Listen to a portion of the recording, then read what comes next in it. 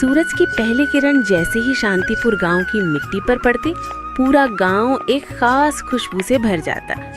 ये खुशबू किसी फूल की नहीं, बल्कि एक छोटे से ठेले पर पक रहे चिकन करी की थी। उस ठेले को चलाने वाला युवक था अखिलेश, लगभग 25 साल का, शांत, मेहनती और बेहद सरल स्वभाव का।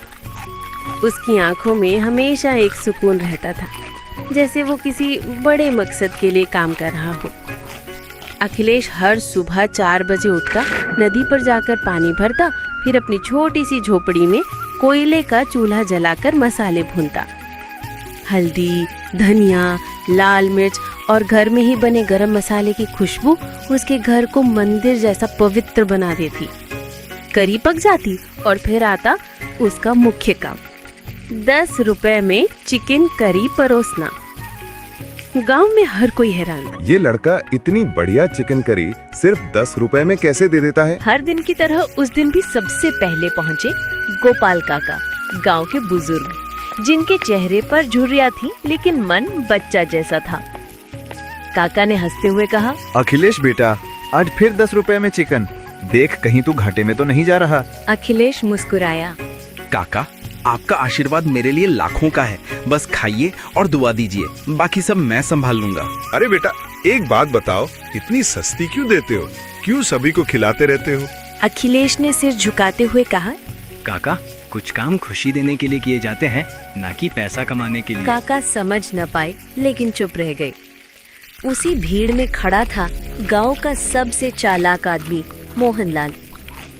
वो अखिलेश को हर दिन भीड़ में घेरा देख जलता रहता था।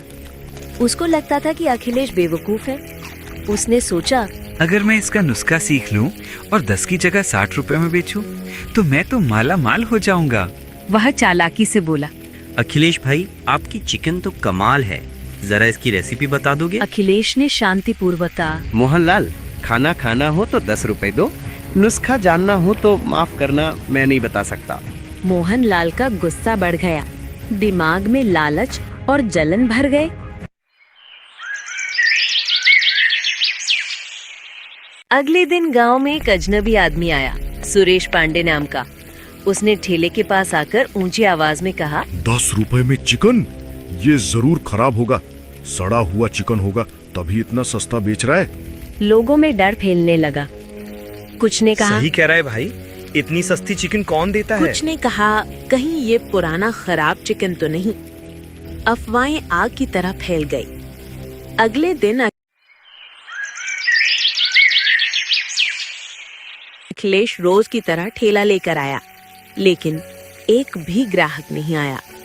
पूरा दिन वो कुर्सी पर बैठा रहा। चिकन की खुशबू उड़ती रही, पर गांव में किसी ने न खान लिया न पास आया।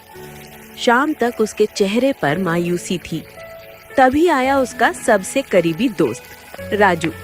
राजू ने कहा, कोई बात नहीं भाई, मैं हूँ ना, चल देना 1 प्लेट। अखिलेश की आंखें भर आईं। उसने राजू को अपने हाथ से भरपूर चिकन परोसा। राजू ने कहा, तू चिंता मत कर, सच को कोई रोक नहीं सकता। अगले दिन गांव के मुखिया धर्मवीर प्रधान ने पंचायत बुलाई। मुखिया बोले, अखिलेश, गांव में अफवाहें फैल रही हैं कि तू खराब चिकन खिलाता है। ये 10 रुपए वाली चिकन करी का सच पता? गांव वाले चिल्लाने लगे। हाँ, कैसे 10 रुपए में दे सकता है? कहीं बीमार मुर्गे तो नहीं लाता? अगर कुछ हुआ तो? शोर बढ़ता गया। सही आदमी पर पहले शक करना आसान होता है।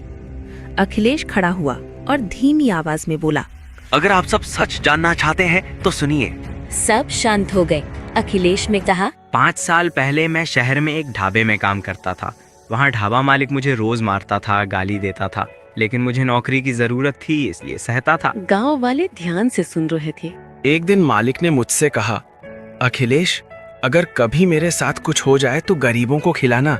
मैंने भूख देखी है, वादा कर तू भी किसी को भूखा नहीं रहने देगा। सबके चेहरे बदलने लगे। अखिलेश बोला, कुछ महीनों बाद एक एक्सीडेंट में मालिक की मौत हो गई। मरने से पहले वो मुझे अस्पताल में बुलाकर एक बैग दे गया जिसमें उसकी सारी बचत थी। अखिलेश की आंखों में आंसू आ गए।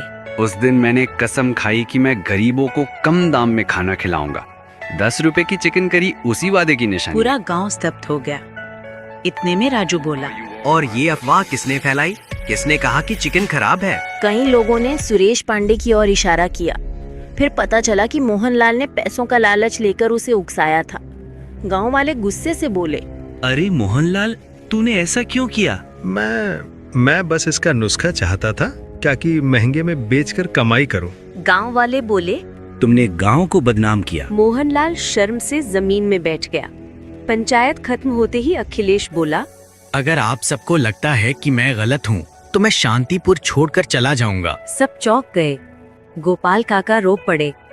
नहीं बेटा, तू नहीं जाएगा। महिलाएं बोली, तुमने हमारे बच्चों को खिलाया है। राजू ने कहा, जाएगा तो गांव की इंसानियत भी चली जाएगी। लेकिन अखिलेश ने कहा, जिस गांव में मेरी नीयत पर शक हो वहां रहना मुश्किल है।